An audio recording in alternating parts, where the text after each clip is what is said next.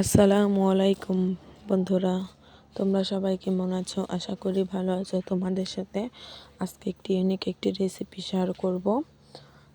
তো এখানে আমি ডিম ও আলু নিয়েছি। ডিম ও আলুগুলো সিদ্ধ করে নিয়েছি। তোমাদের সাথে আজকে ডিম ও আলুর দম শেয়ার করব। ডিম দিয়ে আলুর দম শেয়ার করব। দেখো, এখন আলু ও ডিমগুলো ছিলে নিব। আমার ভালোভাবে আলু ও ডিমগুলো সিদ্ধ হয়ে গেছে। এখন ডিমগুলো ছিলে নিয়েছি আমি। দেখো, ডিমগুলো অনেক সুন্দরভাবে ছিলা হয়ে গেছে বন্ধুরা। একটু ভাঙেও নি ডিমগুলো অনেক ভালো ছিল বন্ধুরা, মাশাআল্লাহ। তো এখানে ডিমগুলো ছুলেও নিয়েছি, সাথে ডিমগুলো একটা কাঠি দিয়ে ছিদ্র ছিদ্র করে দিয়েছি যাতে লবণ যায়।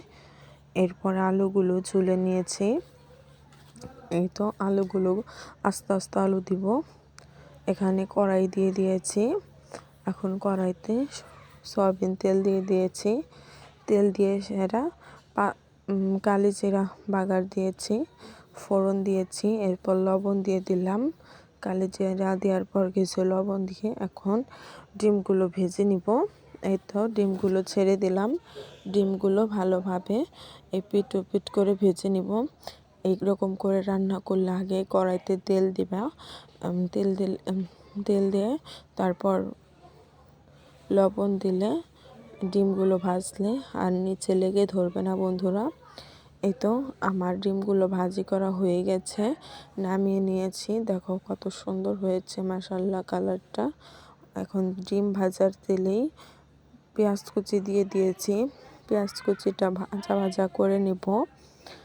এই তো বাদামি কালার করে নেব পেঁয়াজ কুচিটা। আগেই তো কালি জিরা বাগার দিয়েছি, ফোড়ন দিয়েছি যেহেতু, এর জন্য কিছু করার। এরপর লবণ দিয়ে দিলাম কিছু, যাতে পেঁয়াজটা সিদ্ধ হয় তাড়াতাড়ি। এই তো লবণ দেওয়ার পর পেঁয়াজটা ভাজা ভাজা হয়ে গেছে। এই তো পেঁয়াজটা ভাজা ভাজা হয়ে যাওয়ার পর সব পরিমাণ মতো আদা ও রসুন বাটা দিয়ে দিলাম।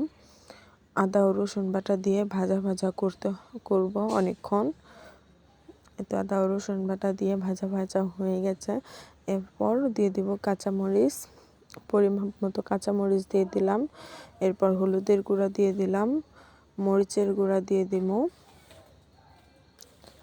এই তো মরিচের গুঁড়াও দিয়ে দিয়েছি।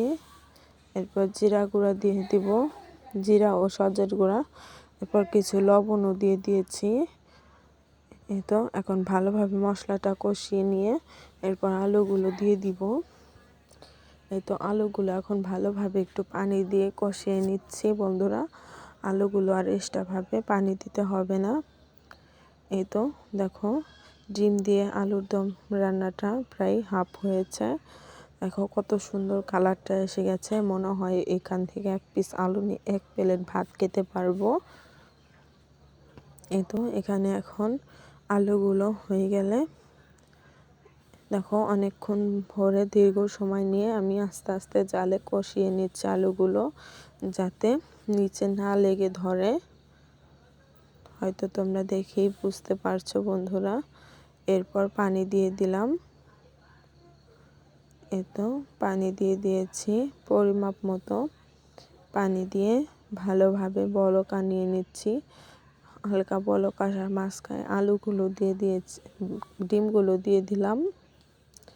ডিমগুলো দিয়ে এখন ভালোভাবে নাড়াচাড়া দিয়ে নিচ্ছি, মিক্সড করে নিচ্ছি।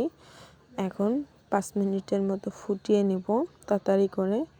দেখো আমার আলুগুলো কি সুন্দর সিদ্ধ হয়ে গেছে বন্ধুরা। আলুগুলো অনেক সুন্দরভাবে সিদ্ধ হয়ে গেছে। দেখো হয়তো তোমরা দেখে ঠিক পাচ্ছ। দেখো 5 মিনিট হয়ে গেছে। দেখো কত সুন্দর কালারটা এসে গেছে তরকারির, মাশাআল্লাহ অনেক সুন্দর কালার এসে গেছে। ডিম দিয়ে আলুর দম অনেক সুন্দর একটি রেসিপি। তোমাদের ভালো লাগলে তোমরা শেয়ার করো। এই তো আমার রান্না হয়ে গেছে বন্ধুরা। দেখো আমি বাটিতে বেড়ে নিয়েছি। কালারটা অনেক সুন্দর হয়েছে, মাশাআল্লাহ। তোমাদের ভিডিওটি ভালো লাগলে সাবস্ক্রাইব করে বন্ধু হয়ে পাশে থাইকো। সবাই ভালো থাকবে, সুস্থ থাকবে। আল্লাহ হাফেজ। আসসালামু আলাইকুম।